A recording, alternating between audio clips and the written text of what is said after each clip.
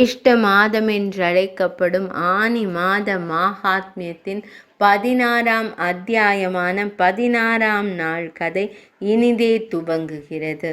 ஸ்கந்தன் கூறினார், பிராமணர்களே, அதன் பிறகு எந்த சிக்கலும் இல்லாமல் ஆட்சி செய்து கொண்டிருந்த பகீரத மன்னன் தன் முன்னோர்களின் செய்தியை செவிமடுத்து மிகவும் துயரமடைந்தான். தன் தாத்தாவான சகர மன்னனிடம் முழு ராஜ்யத்தையும் கருவூலத்தையும் ஒப்படைத்த பின்னர் அவரிடமிருந்து விடை பெற்று கடும் தவம் செய்வதற்காக தபோவனத்திற்கு சென்றான். சிவபெருமானை மகிழ்விப்பதற்காக உணவின்றி மன உறுதியுடன் சிவனாரை குளிர்விக்க 5 எழுத்து மந்திரத்தை உச்சரிக்க தொடங்கினான்.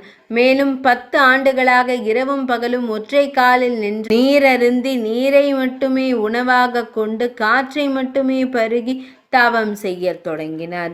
வாயு போஜனம் செய்தே தவத்தை தொடங்கினார். இவ்வாறு பகீரத மன்னன் தவம் செய்து நீண்ட காலம் கடந்த நிலையில் பக்தர்களை நேசிக்கும் சிவபெருமானே அங்கு வந்து காட்சியளித்தார்.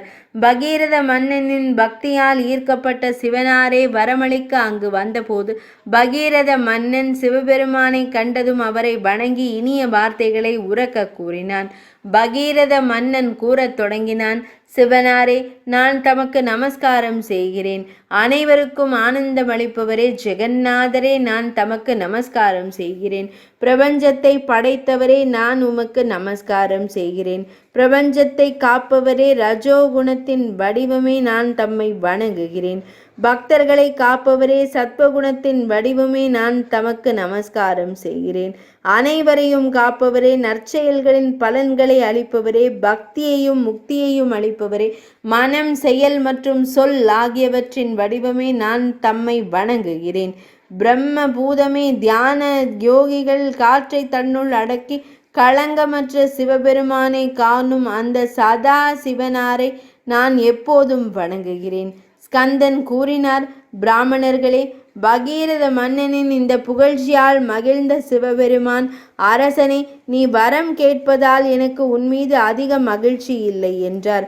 இதனை செவிமடுத்த பகீரத மன்னன், சிவனாரே, என் மீது உங்களுக்கு விருப்பமில்லை என்றால் எனக்கு விருத பக்தன் என்ற தகுதியை அளித்து முன்னோர்களின் தூய்மைக்காக சித்திதா பெண்ணான கங்கையை அழைத்து வாருங்கள் என்றான். அப்போது சிவபெருமான், அரசே, அந்த கங்கா தேவி ஸ்வர்க்கத்தில் வசிக்கிறாள். கங்கையை இங்கு அழைத்து வர நம்மிடம் வழி இல்லை. நீங்கள் 3 உலகங்களிலும் வணங்கப்படும் பகவான் ஸ்ரீ மகாவிஷ்ணுவின் மனைவி அல்லவா என்று கூறத் தொடங்கினார். நான் தம்மை வழிபடுவேன். பகவான் ஸ்ரீ மகாவிஷ்ணு தம்மீது பிரியப்படாத ஒரு முறையை நான் செய்வேன். அவர் பிரியப்படாமல் தானே உம்மிடம் வருவார். அந்த உன்னதமான இரகசிய விரதத்தை நான் தங்களுக்கு கூறுகிறேன்.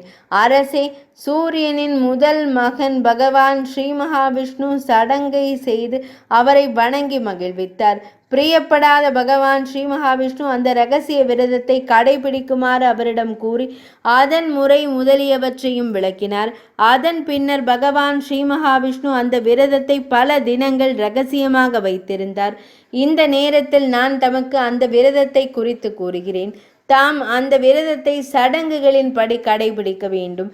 ஜேஷ்ட மாதத்தில் அதிகாலையில் எழுந்து சடங்குகளின் படி நீராடி திரிவிக்ரம பகவானை வழிபட்டு பஞ்சாக்னியை அருந்தி பிராமணர்களுக்கு தயிர், அரிசி மற்றும் சிறந்த நீரை தானம் செய்ய வேண்டும். இந்த விரதத்தை 1 மாதம் கடைபிடிப்பதால் பகவான் பிரிய மாட்டார் மற்றும் எல்லா பாவங்களையும் அழிக்கும் அந்த தேவலோக கங்கையை கொண்டு வருவார். சிவபெருமானின் வார்த்தைகளை செவிமடுத்து பகீரத மன்னன் சிவகோத்த விரதத்தை மேற்கொண்டார். அந்த விரதத்தை அனுசரித்த பகவான் ஸ்ரீ மகாவிஷ்ணு பகீரதனின் அருகில் வந்தார்.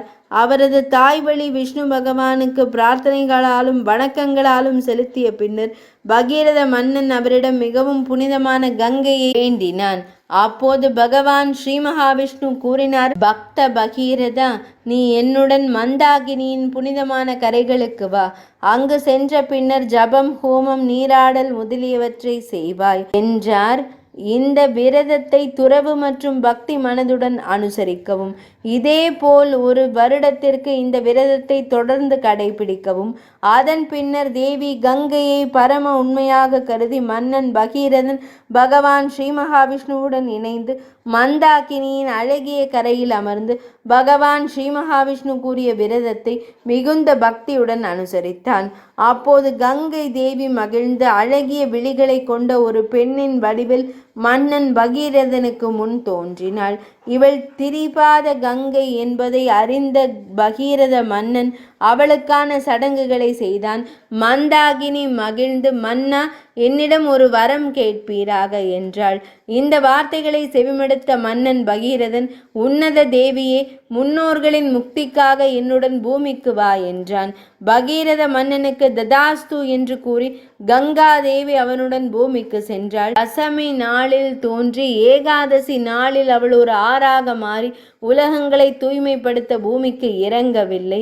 அதன் பின்னர் பகீரத மன்னன் அங்கிருந்து புறப்பட்டு வைகுந்தம் சென்றார். ஜேஷ்ட மாத மாஹாத்மியம் என்றழைக்கப்படும் ஆனி மாத மாஹாத்மியத்தின் 16ஆம் அத்தியாயமான 16ஆம் நாள் கதை இனிதே நிறைவடைந்தது.